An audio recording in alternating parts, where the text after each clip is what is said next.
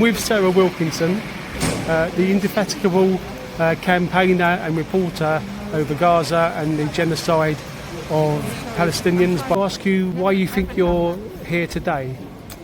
I'm here today because I report about Gaza, and I've been doing so quite prolifically, and I'll admit, between 30 and 50 posts per day. And so the idea really is to silence journalists, activists, and even doctors and anybody that supports Gaza. So the only way that they can do this is by criminalising us, as if supporting the Palestinians of Gaza and opposing genocide is something to be criminalised. How do you feel about the way in which you were initially arrested, the police, the horrific police behaviour?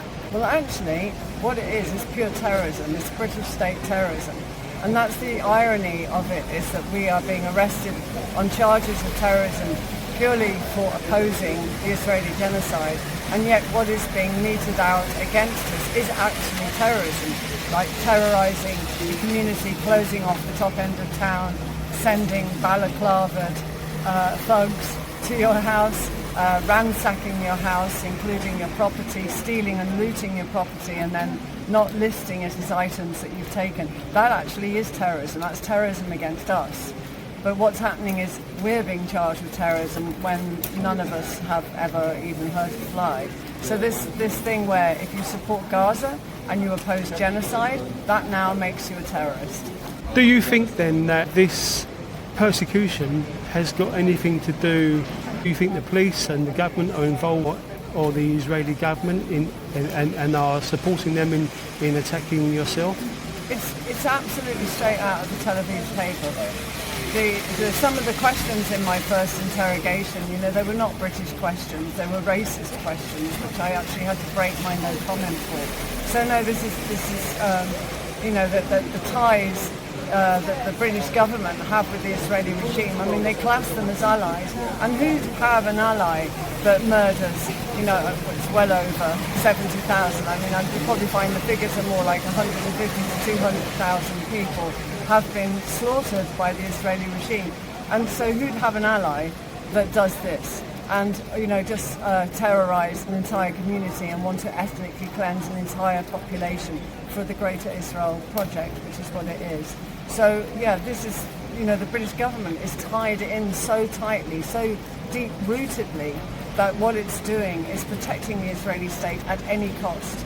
And anybody that opposes it, or a journalist or an activist that speaks out against this genocide, they're the ones that they now want to silence. So we've become criminalised because we're not being silent, and that is their problem.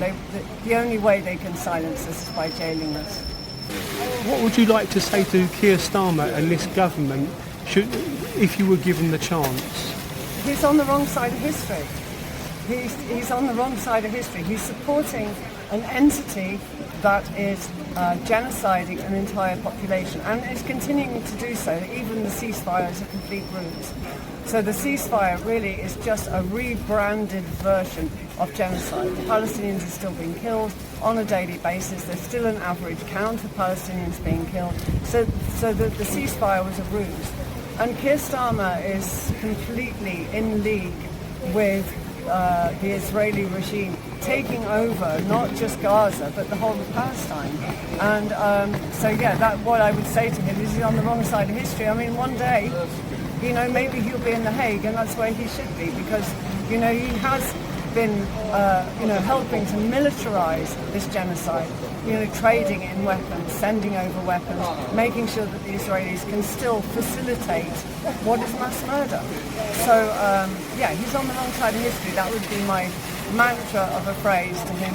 And one day, the world will wake up and realise. What would you like to see happen with these atrocious anti-terror laws? They've got to be changed. They are using the anti-terror laws to actually commit acts of terror against civilians, activists, doctors, teachers, elderly people just holding up placards. I think there's been over 2,000 people arrested purely for opposing the Israeli genocide. So, the whole thing's got to be repealed. The whole thing's got to be dismantled and started over, because this is not anti-terror. This is terrorism under the British state. So it's not anti-terror. It's not preventing crime. It's not stopping anybody from doing anything anywhere else in the country. All it is targeting us as journalists, reporters and activists. So the whole thing's got to be dismantled. What would you like to say about the support, the messages of support and the support of people today and at other times? The support has been incredible.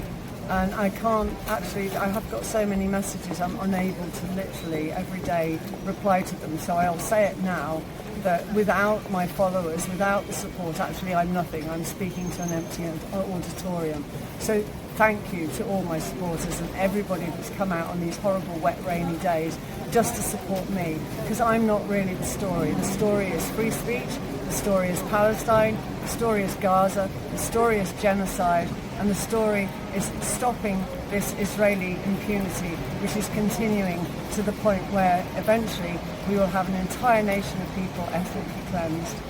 And finally, is there anything else, Sarah, that you'd like to add?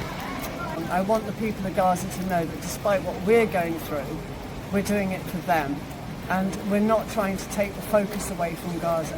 We'll try and use it to raise awareness. So anybody sitting on the fence or anybody on the cusp and not sure which side they should be on, we are being persecuted purely for supporting the Palestinians and trying to save Gaza. That is why there's this witch hunt about people who persist on telling the truth. And if we keep persisting on telling the truth, then they will completely persist to try and stop us. And so this will go on and this will go on and on and on. Because as soon as I come out of court, even if I'm acquitted or whatever happens, then something else will happen. They need to silence the journalists. And we've seen this with the international journalists not being allowed into Gaza. It isn't just them. It's everybody on social media. It's everybody who's in a protest. It's everybody who's marching the streets. Everyone who wants this genocide to end basically is not exempt from arrest any longer.